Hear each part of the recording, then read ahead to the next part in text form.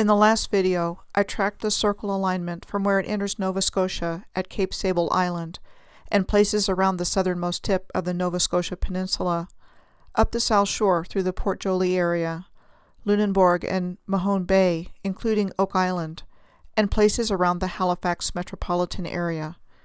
My name is Michelle Gibson. I am picking up the alignment in Taylor Head Provincial Park, located southwest of Sheet Harbour, Nova Scotia.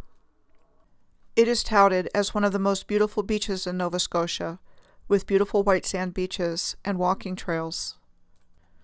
When I saw the huge megalithic-looking stones at Taylor Head pictured on the top, they reminded me of the Hajar el-Gubla, or Stone of the South, at Baalbek in Lebanon, one of the largest, if not the largest, acknowledged stone blocks in the world, on the bottom.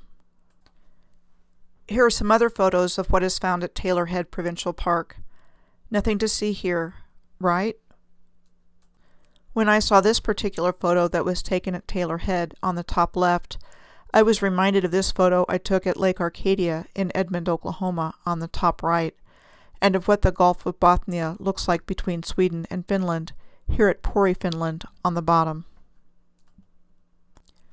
I'm going to go ahead and exit Nova Scotia and follow the alignment where it crosses near the islands of St. Pierre and Miquelon, off the coast of the Canadian province of Newfoundland and Labrador. Interestingly, these two islands are a self-governing territory of France. They are designated together officially as the Overseas Collectivity of St. Pierre and Miquelon. This is the coat of arms of St. Pierre and Miquelon. Interesting to note the presence of the Basque flag on the top left, as well as other interesting symbology going on here. The crown definitely looks like it has a nautical theme with what appears to be the frontal view of a ship in between the sails. But what looks like the frontal view of a ship on the left also looks like what is called a globus cruciger, also known as the orb and the cross. It has long been a symbol of Christian authority and used on coins, iconography, and with a scepter as royal regalia. This is the Danish globus cruciger, part of the Danish crown regalia on the right. This is a 1570 depiction by the Italian painter Titian of Jesus Christ as Salvator Mundi, or Savior of the World, a subject in iconography which portrayed Christ with his right hand raised in blessing and his left hand holding the globus cruciger, symbolizing the earth. The original meaning of all of this has been quite obscured, and I'm just relaying what we are told to explain it. I think there is much more to the original function of the globus cruciger than what I have shared here, like that of being a power object in its own right.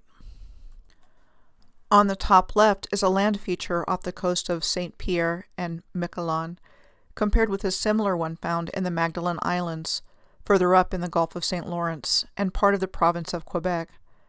And on the bottom is Durholei, the southernmost point in Iceland. This is an aerial view of the one municipality of Miquelon and Longleday, connected by the Isthmus of Longleday.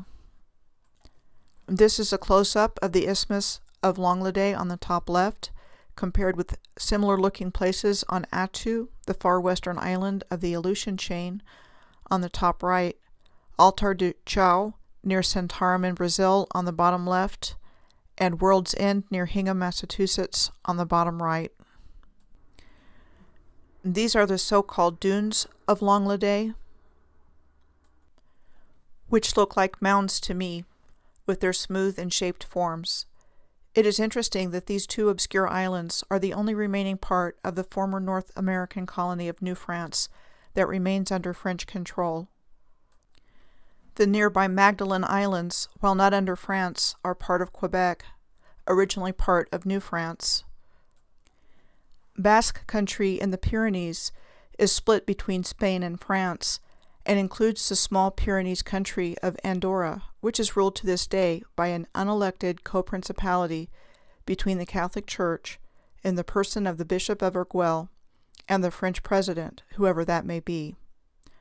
What is it about the Basques?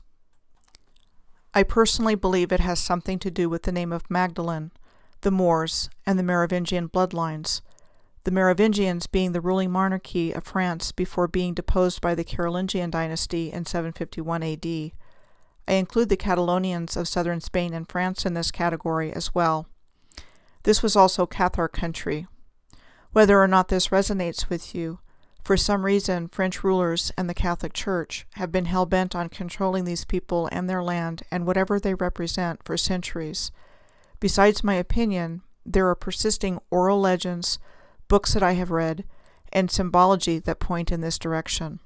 I didn't have a real opinion about it, however, until I started to do the research for my blog posts.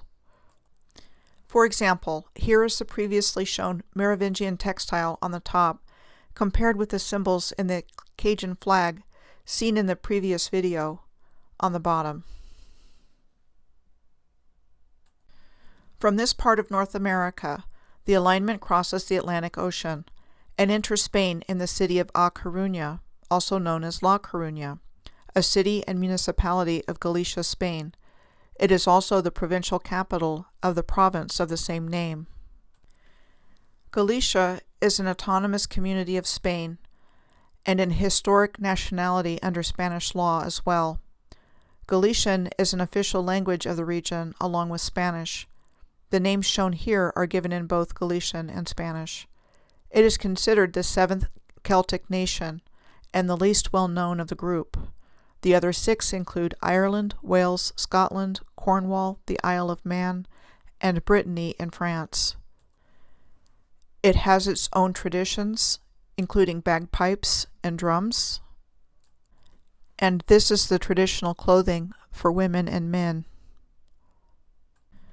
The Tower of Hercules is called an ancient Roman lighthouse on what was once called Faroe Island, that is 1.5 miles or 2.4 kilometers from the center of A Coruña.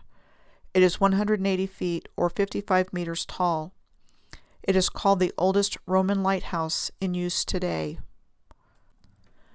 Until the 20th century, it was called the Forum Brigantium.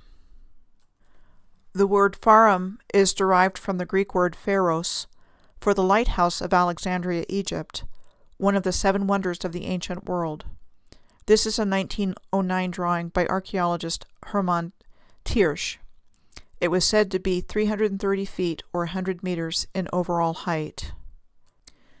The Ciudad Vieja, or Old Town, is the oldest part of A Coruña.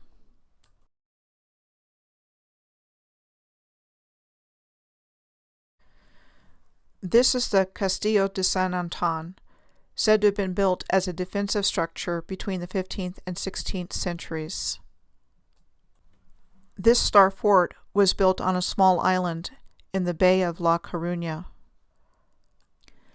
The Plaza de Maria Pita is the main plaza of A Coruña and the location of the Palacio Municipal, the town hall and council building, which is described as truly monumental in its scale and incredibly ornate detailing. A Coruña is a gateway city for the Camino Inglés, one of a network of pilgrimage routes for the Camino de Santiago, or the Way of St. James, all leading to where his remains are said to be buried at the Cathedral of Santiago de Compostela in Galicia. Of course, there is the possibility of these pilgrimage routes existing long before St. James, but confirmation of this is very difficult to come by in the written historical narrative.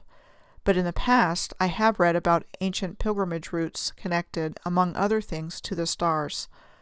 I'm going to end this video here and pick up the alignment in Lugo, Spain in the next video.